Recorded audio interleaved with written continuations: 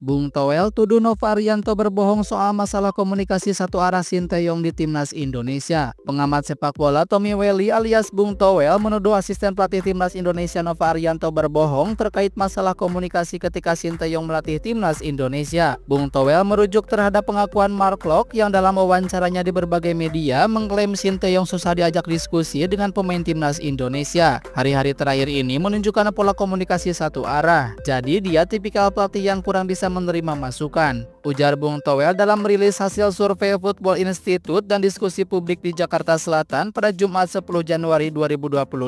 Konon, ruang ganti timnas Indonesia memang retak setelah diimbangi timnas Bahrain 2-2 pada 10 Oktober 2024 dalam lanjutan putaran ketiga grup C kualifikasi Piala Dunia 2026 zona Asia. Buntutnya timnas Indonesia kalah 1-2 dari timnas Cina pada 15 Oktober 2024. Sejumlah kejadian yang terjadi kala itu ialah ban kapten dipindahkan dari JIJS ke Asnawi Mangku Alam. Tom Hey baru bermain pada babak kedua, Messi Yogers diganti pada turun minum, dan Eliano Reinders tidak masuk skuad. JIJS dikabarkan mengumpulkan para pemain timnas Indonesia tanpa Sinteyong pasca dibantai timnas Jepang 0-4 pada 15 November 2024 dan berakhir kemenangan 2-0 atas timnas Arab Saudi pada 4 hari berselang. Yang kemarin-kemarin hanya semar-semar tipis-tipis gosip setelah melawan Bahrain, menerima garis sambungnya. Artinya, JIJS mengumpulkan pemain itu tidak seperti yang dijelaskan Nova. Itu kan cuma menutupi, tutur Bung Toel. Kemarin waktu Nova menjelaskan tidak ada apa-apa, hal yang biasa dan wajar, itu pembohongan publik. Komunikasi pemain yang ingin mendiskusikan taktik tidak diterima lalu terjadi perubahan-perubahan melawan Cina karena didasarkan kejadian itu,